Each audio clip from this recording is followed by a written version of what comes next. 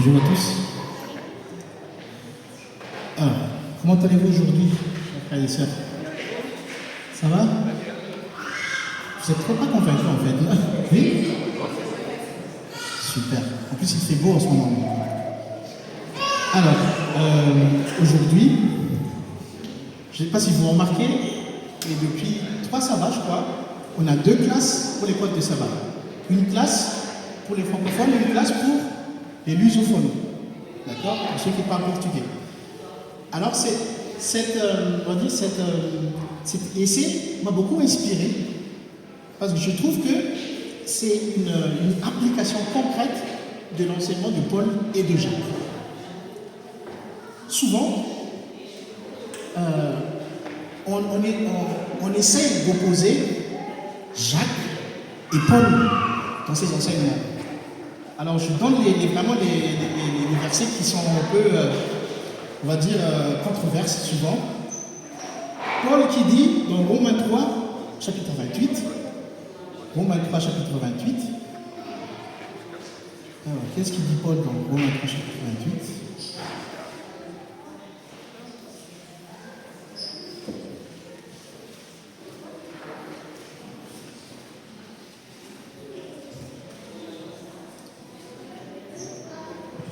Voilà. Car nous pensons que l'homme est justifié par la foi sans les œuvres de la loi. Voilà ce que dit Paul. Paul dit, c'est la foi qui sauve. Pas besoin de la foi, l'œuvre de la foi. Et de notre côté, si nous regardons ce que Jacques dit dans Jacques 2, verset 24. Jacques chapitre 2, le verset 24.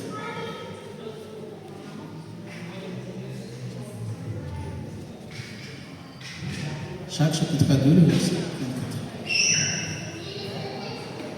Vous voyez que l'homme est justifié par les œuvres et non par la foi seulement.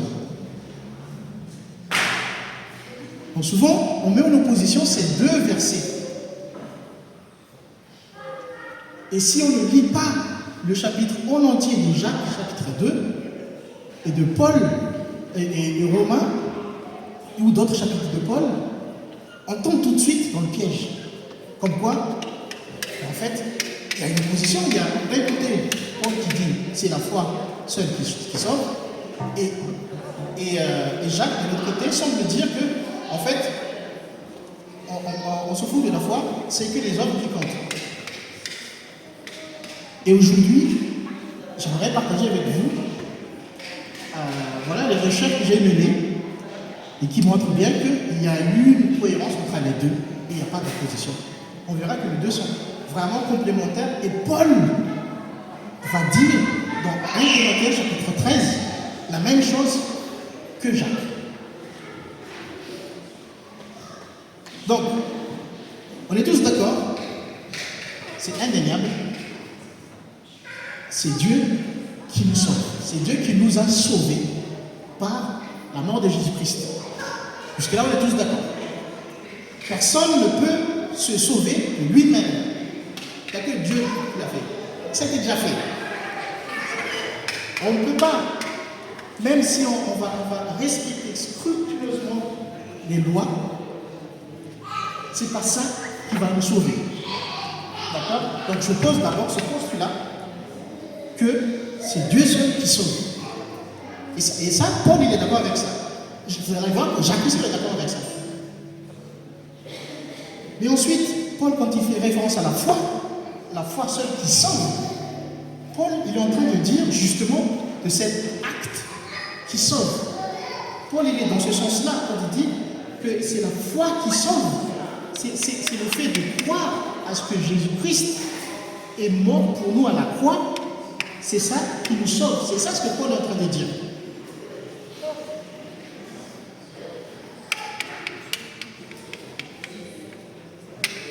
Et donc, qu'est-ce que Jacques voulait dire par les œuvres?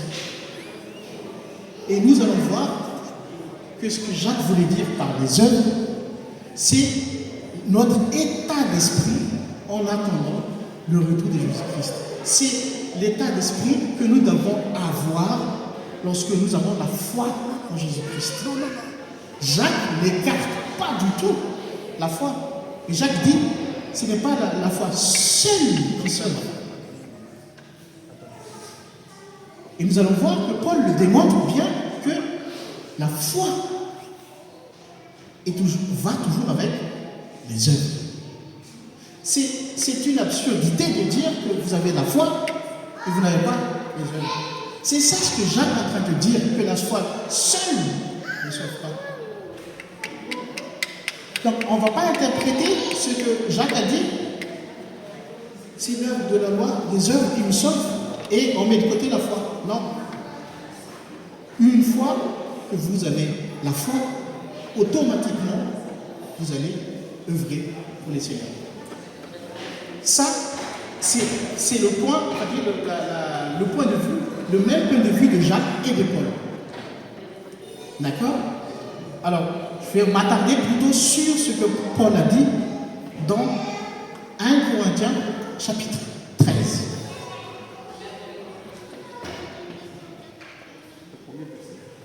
À partir du verset 1.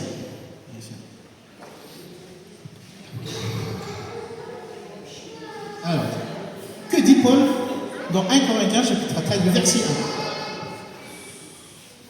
Quand je parlerai les langues des hommes et des anges, si je n'ai pas la charité, je suis un aérien qui résonne ou une cymbale qui retentit. Remarquez bien que Paul ici utilise le conditionnel. Je parlerai. Hein? En fait, on pourrait le dire dans d'autres versions, il dit que en supposant que je parlerai. Qu'est-ce que Paul est en train de nous dire? Quand je parlerai les langues des hommes et des anges, si je n'ai pas la charité. Et la charité, dans d'autres versions, c'est traduit par l'amour. Je suis comme un tambourin, comme une cymbale qui retentit. Dans d'autres versions, il dit c'est un cymbale qui fait du bruit. Qu'est-ce que ça veut dire? Je reprends l'exemple de notre cas. Il y a des personnes, qui sont lusophones et qui ne maîtrisent pas forcément le français. Quand nous allons faire l'école du sabbat en français, ces gens-là, le français, ça va être comme du bruit pour eux. Ça ne veut pas les édifier. Attention. C'est comme juste des cymbales. Alors qu'on est en train de faire la leçon, il y en a qui sont à fond, qui participent, qui parlent, et d'autres sont en plus en retrait. Et ça résonne comme du bruit. Et qu'est-ce que dit Paul par rapport à ça? Si je n'ai pas la charité, si je n'ai pas l'amour, ce que je suis en train de faire, c'est juste un bruit pour les autres. L'amour, c'est ce que Paul insiste par rapport aux autres. Si je n'ai pas l'amour pour l'autrui, si je ne pense pas à ceux qui ne maîtrisent pas le français, à côté, en fait, je pense qu'à ma gueule, en fait, et je dis, je débite, mais je ne pense pas qu'à côté, eux, est-ce qu'ils sont édifiés ou pas? Et l'amour dans tout ça, il est où l'amour dans tout ça? Donc, on a beau à être prêt pour l'école du sabbat, on a tout appris, mais au moment de l'école du sabbat, si on ne pense pas aux autres, mais on ne pense pas nous-mêmes, on sera comme un sabbat qui fait du bruit. C'est là. Paul remet au centre de la foi l'amour. On vient à l'église parce qu'on a la foi. On est là, on assiste à l'école parce qu'on a la foi. Mais si on n'a pas l'amour, au final, c'est là. On continue sur le verset 2. Et quand j'aurai le don de prophétie, la science de tous les mystères et toute la connaissance, quand j'aurai même toute la foi, jusqu'à transporter des montagnes, si je n'ai pas la charité, je ne suis rien. Paul est en train de dire que même si je prophétise, même si j'ai toutes les connaissances, je suis tellement intelligent, Même si j'ai la foi, on parle bien de foi, pour déplacer une montagne, si je n'ai pas l'amour, la foi n'est rien.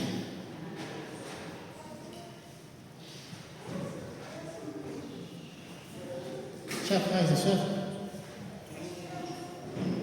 j'aimerais bien que nous soyons attentifs à ce que Paul est en train de dire. Lorsqu'on est trop concentré dans notre foi, on est là, on ne regarde pas autour de nous et on ne pense qu'à notre vie éternelle, on peut oublier les autres et dans ce cas-là, notre foi est vaine. Pourquoi d'ailleurs? Rappelez-nous, au début j'avais dit, même si on avait respecté scrupuleusement toutes les œuvres, ça ne sert à rien.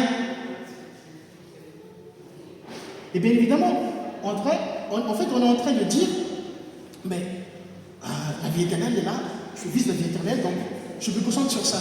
Mais on avait dit que ce n'était pas à nous de faire ça. C'est Dieu qui nous sauve. Ce n'est pas à nous de faire ça.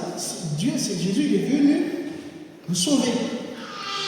Ce que Jésus nous a demandé de faire, c'est quoi? C'est que partager la bonne nouvelle. Il nous dit, va vers les autres, pense aux autres, mais pas à vous. Pour moi, c'est déjà assuré parce que Jésus l'a déjà fait. J'ai la foi. C'est plus à moi de me concentrer sur ça. Moi, mon boulot maintenant, c'est d'aller vers les autres, de partager la bonne nouvelle aux autres, ceux qui n'ont pas encore reçu la bonne nouvelle. Pourquoi je vais aller le voir?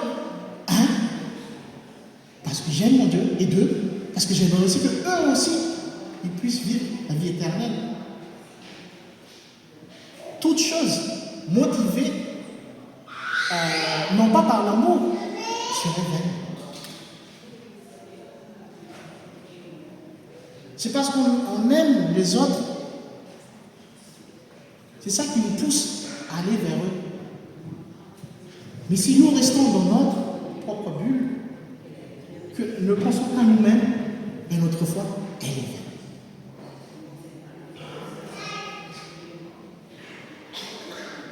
Si je n'ai pas la charité, je ne suis rien. Même si j'ai la foi énorme qui peut déplacer les montagnes, si je n'ai pas la charité, je ne suis rien. Regardez même comment Paul dit, je ne suis rien.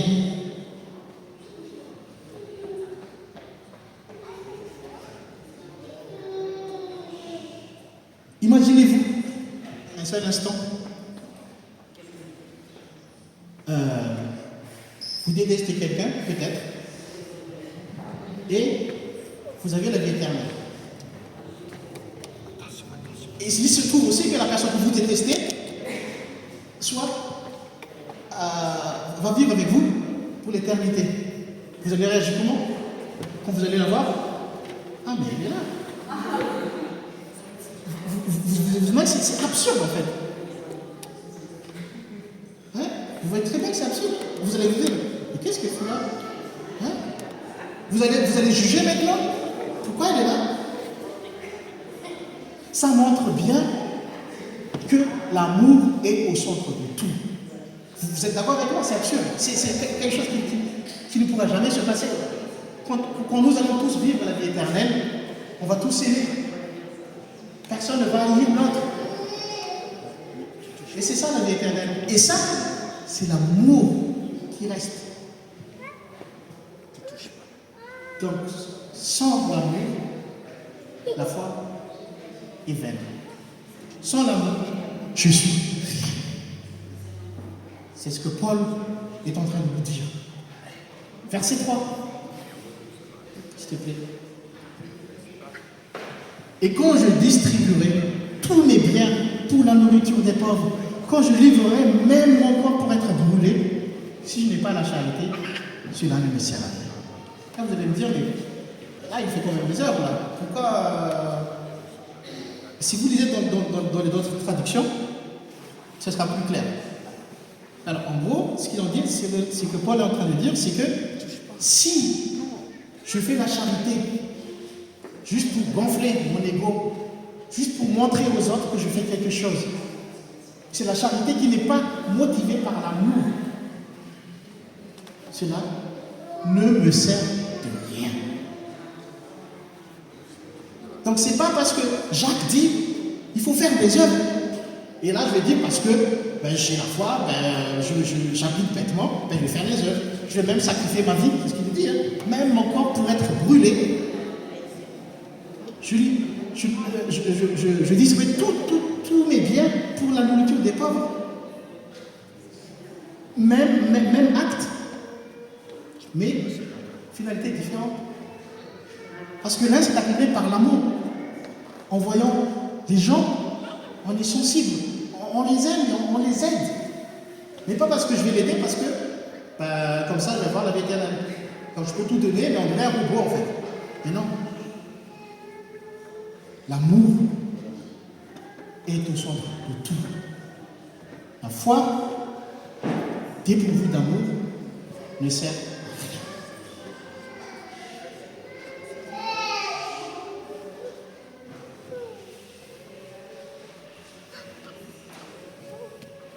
rien. Donc Paul est en train de dire qu'en fait, il est tout à fait d'accord avec Jacques. Jacques qui a dit la foi seule ne sauve pas. Paul est en train de dire il faut l'amour.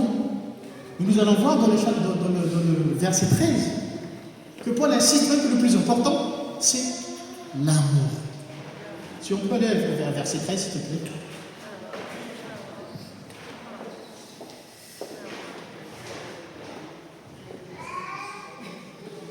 Maintenant donc, ces trois choses demeurent: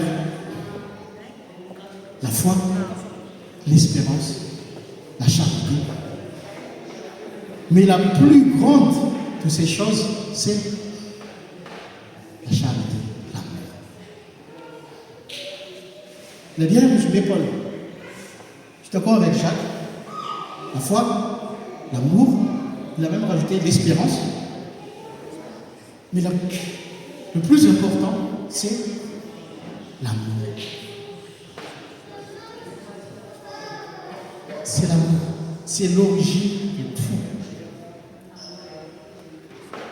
Si toutes nos actions ne sont pas guidées par l'amour, ce sera des choses vaines.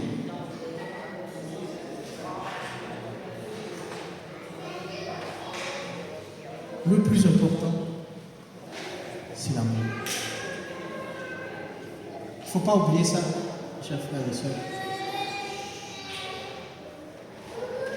L'espérance, elle est là. Je vais juste revenir sur l'espérance et la foi. Quand Jésus a été crucifié, il est mort. Donc, notre péché a été racheté. Notre foi se base sur ça, est basée sur ça. Mais il ne faut pas oublier que Jésus est ressuscité. Et quand il est ressuscité, il n'est pas parti comme ça, incognito. Non, il a fait exprès d'être vu par les disciples. La résurrection de Jésus-Christ montre bien que tout ce que Jésus a prédit s'est réalisé et il est vivant. Ça donne l'espérance. C'est ça l'espérance. C'est l'espérance qui valide toute la foi. C'est pour ça que l'espérance va toujours avec la foi. Vous voyez la différence entre l'espérance et l'espoir. L'espoir, c'est basé sur quelque chose qui est incertain. J'espère qu'il ne va pas pleuvoir aujourd'hui. On dit qu'on n'est pas sûr. Mais l'espérance vous dit que c'est sûr, c'est avec la certitude. C'est ça l'espérance. Et c'est ça qui nourrit la foi, qui est le pilier de la foi, c'est l'espérance.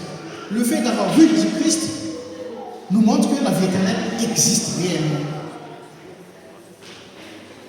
C'est pour ça que Paul dit la foi, l'espérance et l'amour. Les trois choses. Et le plus important, c'est l'amour. Paul n'est pas en train d'enlever toute substance sur la foi, sur ce que Jésus a fait. Non, Paul est juste en train de dire que maintenant, à notre époque où nous attendons le retour de Christ, sachant que vous avez déjà la foi, le plus important, ce que vous devez faire, c'est avoir l'amour, partager l'amour. C'est ça le plus important. Si on n'a pas l'amour, automatiquement, en fait, on a la foi qui n'est pas la bonne. Alors que lorsqu'on a l'amour qui va avec la foi, mais c'est la bonne, c'est vraiment ce que Jésus attend de nous.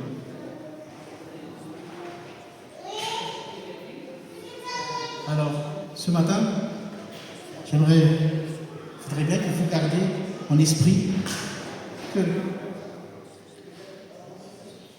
ce que Paul a dit et Jacques a dit ne sont pas deux choses opposées.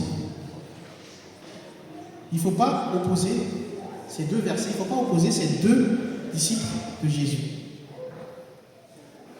Paul nous a montré à travers 1 Corinthiens 13 que ce qu'il faut, c'est la foi, l'espérance et l'amour.